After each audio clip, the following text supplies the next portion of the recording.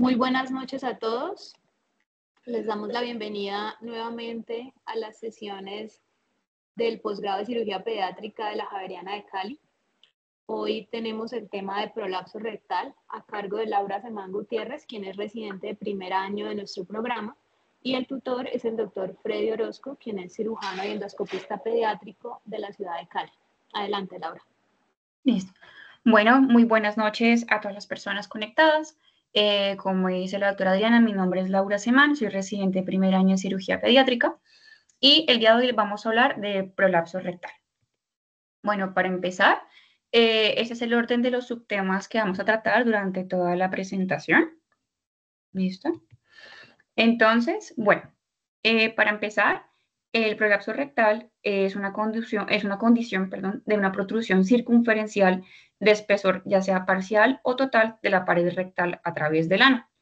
Si bien es mucho más frecuente en mujeres adultas mayores por la debilidad del piso pélvico, también es común en la población pediátrica. En cuanto a su epidemiología, pues vemos que su incidencia suele ser más alta entre el primer y tercer año de vida, lo que no es muy común en los niños mayores de 4 años, ya que puede estar relacionado a una condición, alguna afección crónica. En cuanto a niños y niñas, realmente no se ha visto mucha diferencia, suele presentarse igual. Y por lo general se ha visto que en países considerados como subdesarrollados, las afecciones predisponentes están mucho más relacionadas con enfermedades parasitarias, la desnutrición y enfermedades diarreicas. De lo contrario, sucede en países considerados como desarrollados, por ejemplo, como Estados Unidos, donde la afección predisponente más relacionada es el estreñimiento crónico. En cuanto a su etiopatogenia, bueno, hay consideraciones anatómicas a tener en cuenta, ya que se cree que el aumento de la incidencia del prolapso rectal en la primera infancia, sobre todo en niños menores de 1 año, está relacionado con algunas variaciones propias del desarrollo.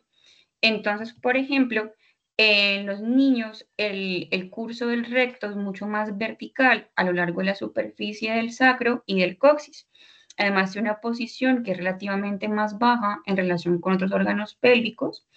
Hay una relativa falta de apoyo del músculo elevador del ano.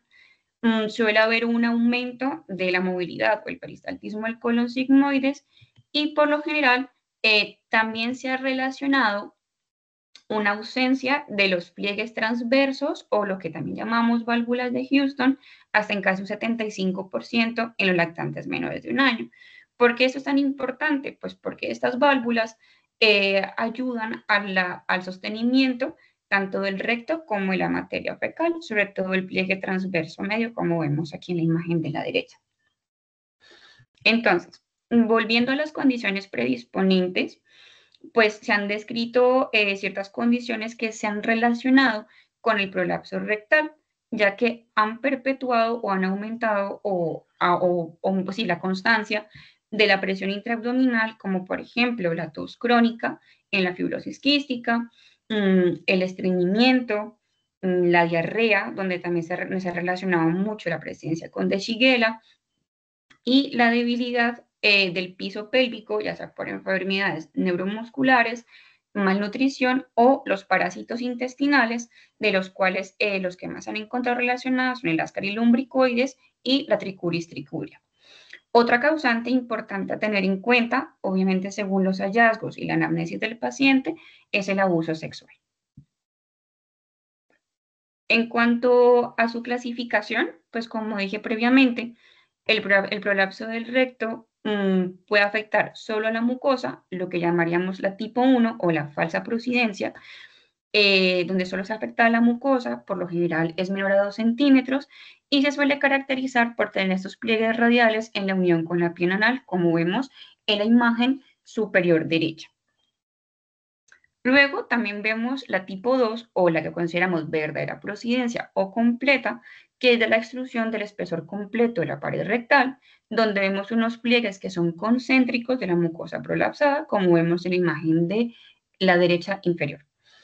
Entonces, esta tipo 2 se puede subdividir en 3 grados, donde el primer grado incluye la unión mucocutánea, suele ser mayor a 5 centímetros, Luego tenemos la grado 2, que es sin afectación de la unión mucocutánea, que suele estar entre 2 y 5 centímetros. Y la tercer grado, que suele ser interna u oculta, no pasa a través del borde anal, o sea, no solemos verla y puede ser un reto diagnóstico bastante significativo.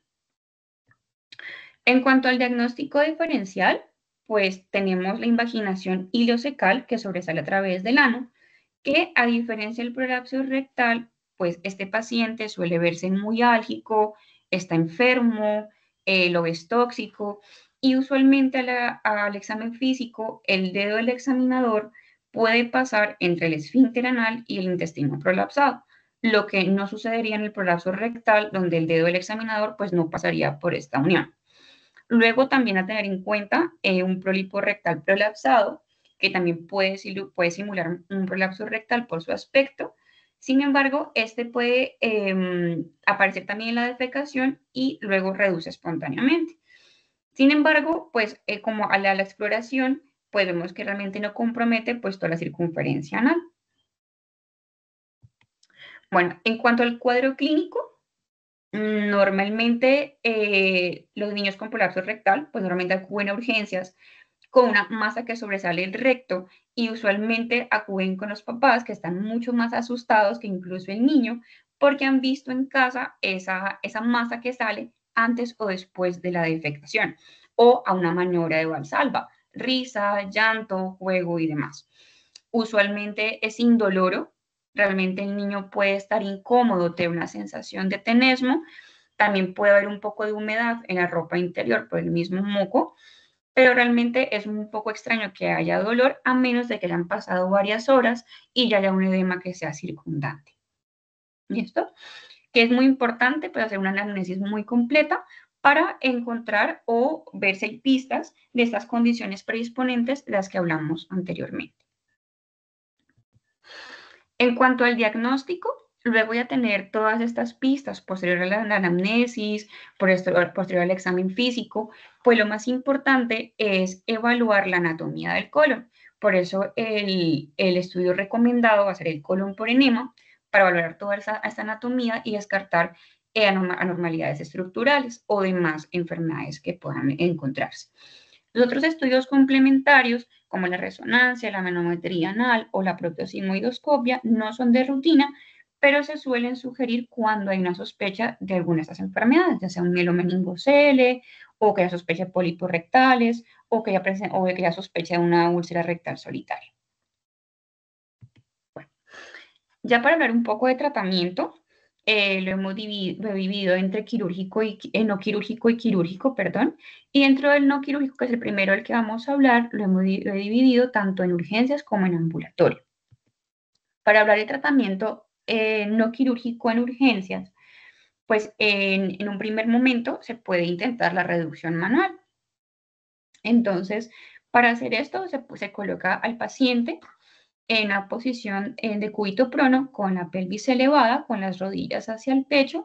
Y lo primero que se puede intentar con las manos enguantadas y bien lubricadas, colocando un dedo en la mitad del recto, guiando la reducción, haciendo una presión que sea constante, no muy fuerte, para intentar haciendo la reducción del, perdón, del recto prolapsado. Si pudiera suceder que ya hay un tiempo y ya hay un edema circundante a este prolapso, nos podemos ayudar con azúcar de cocina, el azúcar de casa o con glucosa al 50%, ya que esto ha demostrado que posterior a 15 minutos suele ayudar bastante a reducción del edema y se puede intentar volver a realizar esta reducción manual. En cuanto al tratamiento ambulatorio, pues realmente se ha encontrado que la base del tratamiento del prolapso rectal pediátrico es abordar la predisposición subyacente en caso de encontrarse. Como lo hablamos anteriormente, el más encontrado, el más asociado es el estreñimiento crónico o el que más se ha estudiado o reportado. Entonces, en ausencia de alguna anormalidad, de alguna anomalía anatómica o infecciosa, pues la primera línea es tratar con un programa de hábito o de manejo intestinal. Entonces, ¿esto qué va a incluir? Pues educación, hábitos para el momento de la defecación, va a incluir laxantes a dosis altas para un objetivo de 1 a 2 deposiciones diarias, un plan nutricional, un seguimiento periódico y, por supuesto, educación a los padres o tutores legales. Entonces, hay un estudio bastante bonito con una muestra pequeña de pacientes, pero digamos que lo traje a colación ya que ese pequeño estudio, perdón, puede abrir paso para plantearse, digamos, este tipo de manejos. Este estudio se realiza en un hospital pediátrico en Utah. Es un análisis retrospectivo de 10 años donde se incluyeron pacientes con un diagnóstico de prolapso rectal, ya sea visualizado en el momento o por una fotografía que hayan aportado los padres. Se incluyeron un total de 47 pacientes que se entraron en este programa de manejo intestinal. La edad media fue de 4 años.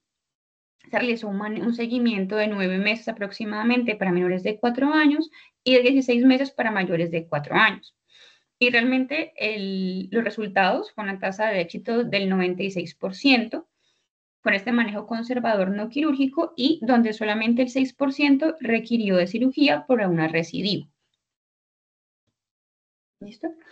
Luego, ya pasando al tratamiento quirúrgico, lo he dividido como abordaje perianal y luego el abordaje abdominal.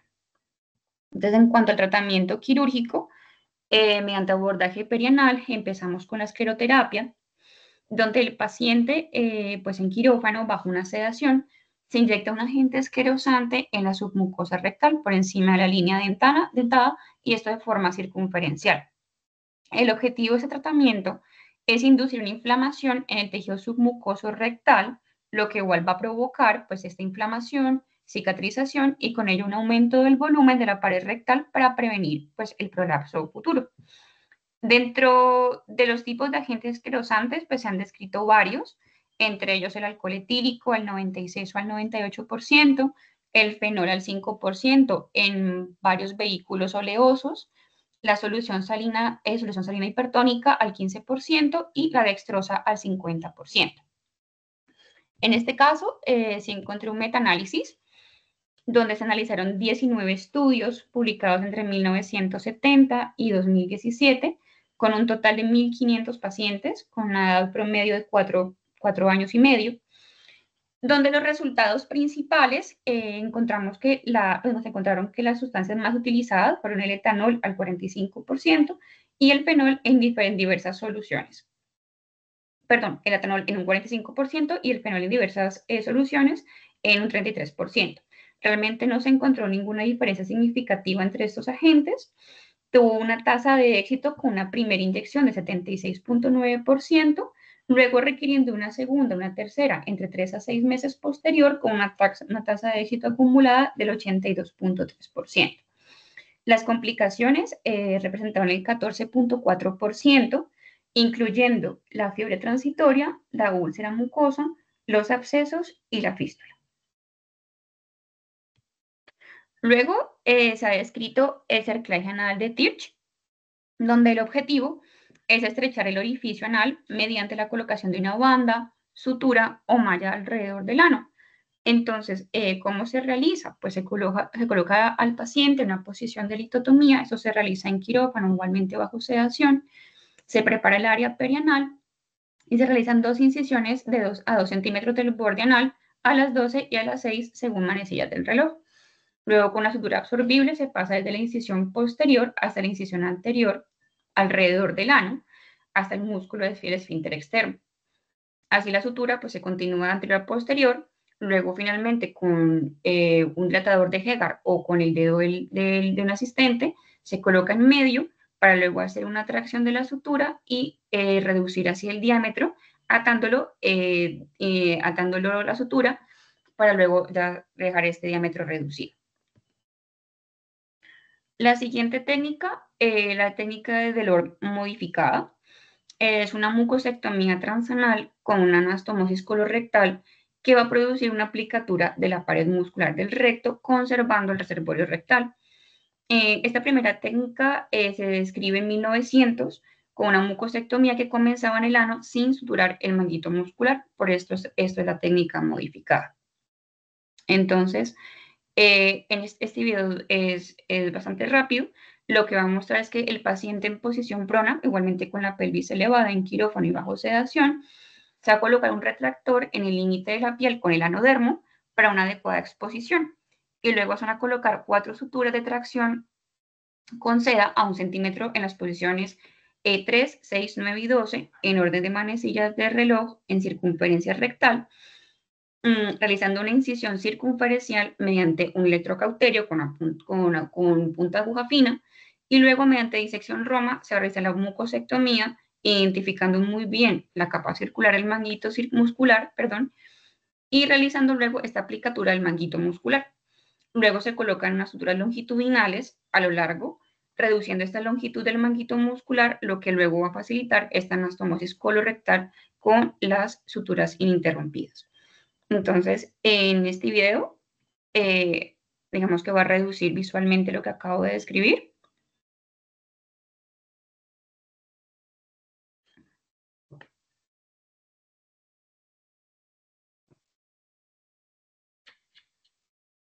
Bueno, luego para continuar,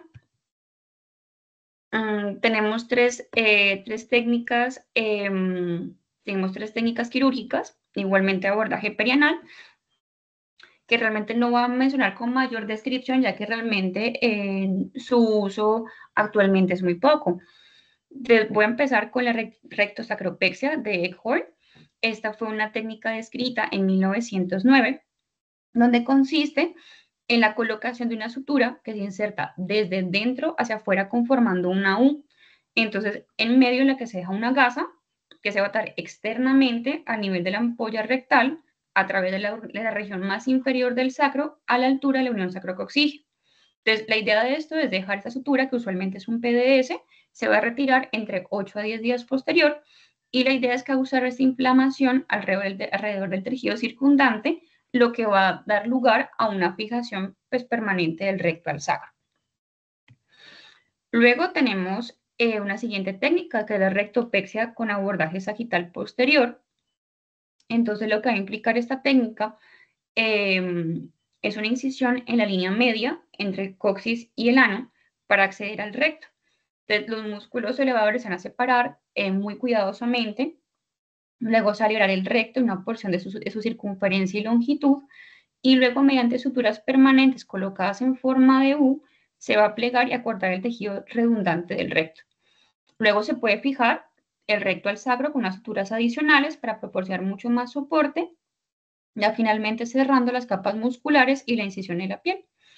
Esto con el fin de crear una fijación del recto al sacro y así evitar el prolapso. Luego tenemos la proctosigmoidectomía o protectomía perineal de Alzheimer.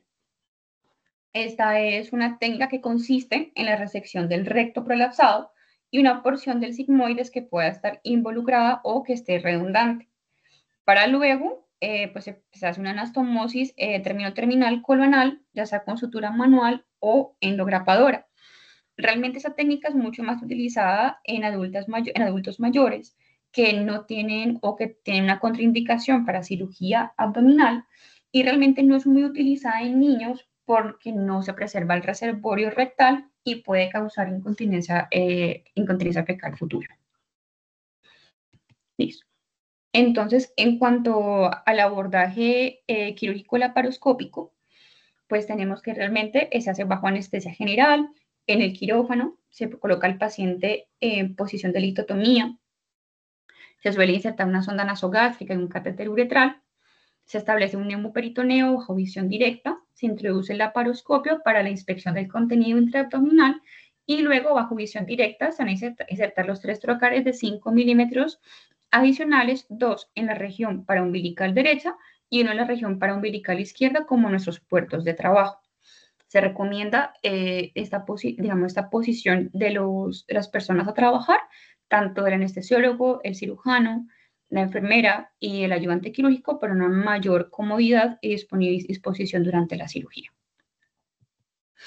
Entonces, en este caso tenemos descrita la rectopexia laparoscópica, donde el objetivo es la fijación del recto a la fascia presacra justo debajo del promontorio sacro, donde la movilización y la posterior cicatrización por la misma fibrosis pues va a mantener el recto fijo en una posición más elevada. Digamos que esto, para mostrarlo mucho mejor, he traído este video cortesía del el doctor Carlos Melo, ¿vale? Donde esta técnica pues va a incluir una disección retrorrectal a partir de la reflexión peritoneal, iniciando en el lado derecho del recto, extendiéndose desde el promontorio sacro hasta el suelo muscular pélvico. Aquí, como vemos, el peritoneo se va a ir en el lado derecho para acceder al plano mesorrectal. Se va a realizar liberación en los planos posterior, lateral, derecho e izquierdo hasta el músculo elevador del ano. Luego se va a proceder, como estamos viendo, a levantar y enderezar el recto. Y en este punto, se va a introducir una malla de material no absorbible. Encontramos típicamente polipropileno de poliéster a través de uno de los trocar, donde se va a recortar a medida del espacio retrorrectal, asegurando una cobertura adecuada del recto y una superposición suficiente en el promontorio sacro.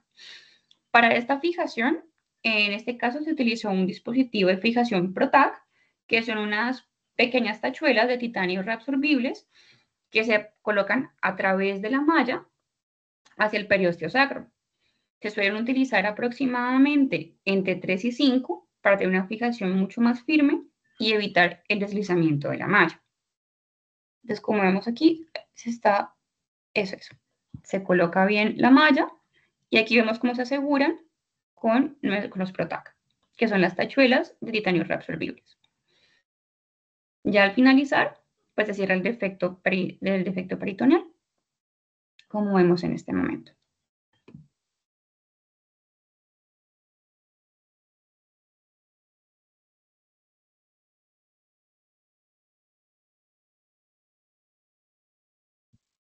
Listo.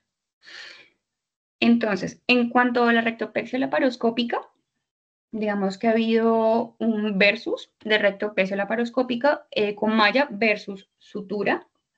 Digamos que se ha encontrado un estudio prospectivo comparativo aleatorizado que se realizó en 64 pacientes con prolapso rectal completo persistente después de fracaso del tratamiento conservador por un año. Este estudio se realiza del febrero de 2010 hasta enero de 2015 y la aleatorización se realizó a través de sobresellados que se abrieron en el momento del quirófano para definir cuál iba a ser la técnica quirúrgica que se iba a implementar. Se seleccionó un grupo A con 32 pacientes, donde se realizó esta rectopexia laparoscópica con malla, y un grupo B con 32 pacientes que se sometieron a esta rectopexia laparoscópica con sutura. Usualmente, la edad media, en el momento de esa cirugía fue de 8 años. En total fueron 40 hombres, que representó el 62.5%, y 24 mujeres, que representaban el 37.5%. Ambos grupos fueron comparables en datos demográficos y presentación clínica preoperatoria. Todos los procedimientos fueron por vía laparoscópica sin conversiones. Y en cuanto a sus resultados, realmente que fueron estadísticamente significativo, pues se encontró que en el grupo B, que fue el grupo que hizo la rectopexia con sutura, había una recidiva que ocurrió en 4 casos, lo que representó el 14.2%. No se asociaron efectos secundarios de la malla, tales como erosión, fístula, migración o infección de ella. Igualmente, aunque es una muestra pequeña de pacientes, pues nos muestra que realmente el uso de la malla como una alternativa puede tener unos buenos resultados. Entonces, en cuanto al prolapso rectal, tenemos como conclusiones. El tratamiento quirúrgico pues realmente sigue siendo muy desafiante, con una amplia variabilidad de técnicas. La mayoría de los pacientes menores de 4 años pues tendrán una enfermedad autolimitada si cumplen con un tratamiento médico adecuado, como esos programas de control intestinal, que haciendo un buen seguimiento de ellos realmente tienen una tasa de éxito bastante significativa. En cuanto a los casos refractarios, pues vemos que la primera línea de tratamiento quirúrgica va a ser la escleroterapia, igualmente con unos muy buenos resultados, con los diferentes agentes esclerosantes que se han descrito. En cuanto a los procedimientos perianales, pues realmente se consideran como un complemento o una alternativa a la escleroterapia. En este momento, la cirugía Laparoscópica, que se realiza con con mayor frecuencia después de la terapia local fallida, es la rectopexia laparoscópica, con uso de malla, aunque sigue siendo muy controvertido el uso de malla o de sutura. ¿Qué realmente se concluye? Pues que se necesitan muchos más estudios pues para optimizar el tratamiento de la enfermedad refractaria, tanto médica como quirúrgica, y que realmente se han descrito muchas técnicas, pero sigue siendo un desafío que puede abrirnos bastantes puertas para hacer nuevos estudios e incluso publicar para dar mucho más viabilidad a tener, o más viabilidad y visión a estas alternativas. Muchas gracias. Muchas gracias, Laura, por la presentación. Le damos la palabra al doctor Freddy Orozco, quien fue el tutor de la charla, y luego comentarios o preguntas del público. Buenas noches. Relativamente esta es una patología poco frecuente y por lo tanto pues los estudios que se realizan es con pocos pacientes. Es difícil obtener estudios con más de ese tipo, es más número de pacientes de los que presentan estos artículos. Pero lo que es, en mi experiencia personal, pues he realizado varios pacientes, he tenido varios pacientes y a la mayoría de estos pacientes han respondido adecuadamente al manejo con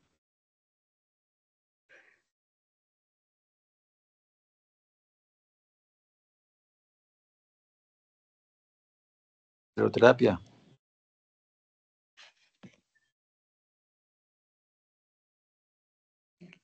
No, se le fue la señal. No ya completó. me conecté por este otro teléfono. Si no es que Carlos contestó por ti, Freddy. ¿Cómo?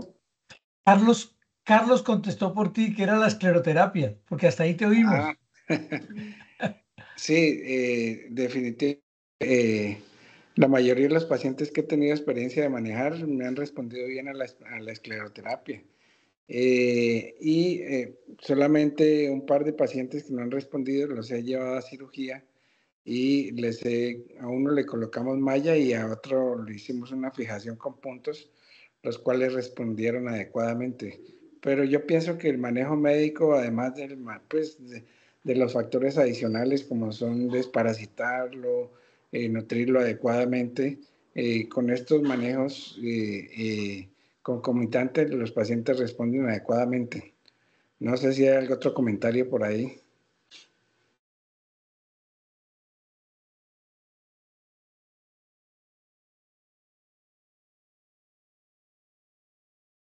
Tiene la palabra el doctor Villamizar. Muchas gracias. Como primero, felicitar a la doctora Laura por su presentación. Yo creo que hizo una muy, muy buena revisión. Y simplemente el comentario que quiero hacer es que la mayoría de los pacientes se manejan médicamente y les va muy bien. O sea, con tratamiento antiparasitario, con el control de estreñimiento, con el control de sus procesos diarreicos, tal y como lo mencionabas en las primeras diapositivas, Laura, yo creo que con eso se puede manejar. Y el segundo nivel de atención, como lo decía el doctor Orozco, la mayoría van a mejorar con la escleroterapia. Son muy pocos los pacientes que van a llegar a cirugía. Has descrito los diferentes procedimientos, pero yo quiero hacer un comentario muy importante con relación al cerclaje, que definitivamente en niños es un procedimiento supremamente riesgoso porque pues podamos a tener unas situaciones que no le van a mejorar la situación al paciente, pero sí pueden llevarlo a complicaciones mucho más severas. Así que este tipo de procedimientos en los estudios con niños no han sido muy buenos. En adultos en algunos casos los han utilizado, pero creo que los dos parámetros fundamentales es el manejo médico, la escleroterapia y los procedimientos laparoscópicos que hoy día ya existen con colocación o no de mallas. Así que yo creo que Laura has dado unos parámetros muy claros, muy específicos. Te agradecemos mucho por esa revisión tan importante. Muchas gracias.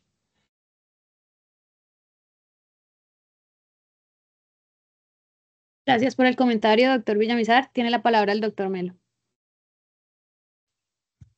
Sí, muchas gracias por la oportunidad.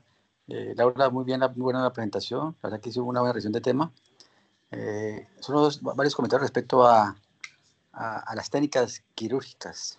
Como dijo Pedrito, el cerclaje no es una técnica apropiada, se ha usado. De hecho, hay casos de uso incluso de alambre, por ese cerclaje del ano, prácticamente, pero con los riesgos de que hagan fístula, ¿no? Y de licencias a nivel y se convierta en un desastre realmente.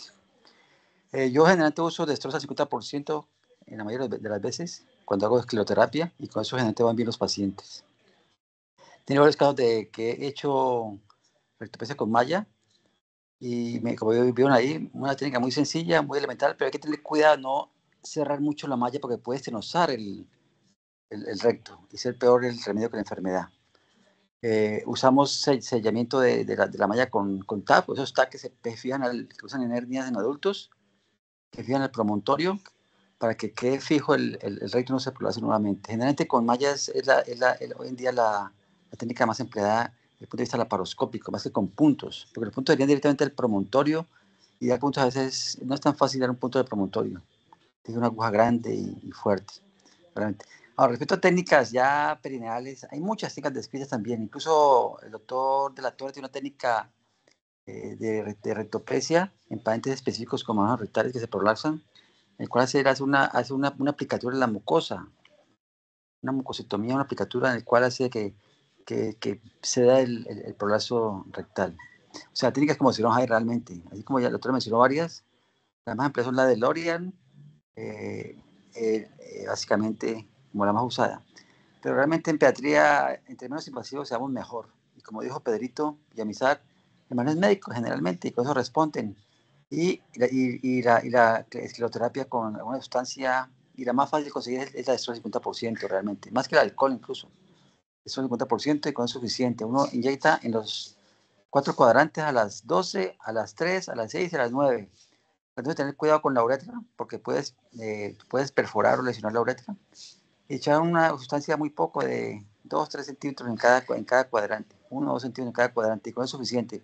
Requiere 2 o 3 intervenciones y con eso es suficiente para cada caso. Van a ver ustedes que el paciente mejora rápidamente. Los pacientes son recidivantes que no mejoran son los que planificamos cirugía laparoscópica. Eso era todo. Muchas gracias por la revisión. Gracias por los comentarios, doctor Melo. Tiene la palabra el doctor Copete. Bueno, no, básicamente mi comentario es para felicitar a Laura por la revisión. Creo que no voy a repetir todo lo que mis colegas han dicho. Esta es una patología que parece muy simple, pero también puede llegar a ser un dolor de cabeza. Desafortunadamente es una patología que se presenta con más frecuencia en un segmento de la población donde hay unas condiciones nutricionales y psicosociales pues que hacen que el paciente esté desnutrido, parasitado, etcétera, etcétera, y pues no se ve tan frecuentemente, casi siempre en los sitios privados es muy raro ver esto, excepto que tenga una enfermedad asociada diferente. De acuerdo al manejo inicial es todo el médico, el estreñimiento, la nutrición, etcétera, y la escleroterapia con glucosa al 50 es bastante efectiva. Yo tuve cuando trabajé en el HV, pues que se veían estos niños tan desnutridos y todo, nos funcionaba muy bien la escleroterapia y no teníamos que llegar a hacer nada diferente, acompañado pues obviamente de una buena nutrición y la desparasitación y el manejo pues del estreñimiento. Muchas gracias. Muchas gracias, doctor Copete. ¿Hay alguna otra pregunta o comentario en el público? Ya me pude conectar otra vez con mi equipo. Yo he usado glucosa y alcohol, pero con la glucosa tuve un par de inconvenientes que me infectaron 2 pacientes, me hicieron absceso retrorectal. Por eso ya solamente uso alcohol, y uso alcohol entre el 45 y el 90%. Entonces, por eso dejé de usar la glucosa para tenerlo en cuenta. Me parece que eso como glucosa puede ser un medio de cultivo ahí atrás del recto si no está bien preparado. usando alcohol. Ok, muchas gracias. Muchas felicitaciones, Laura. Muy buena presentación.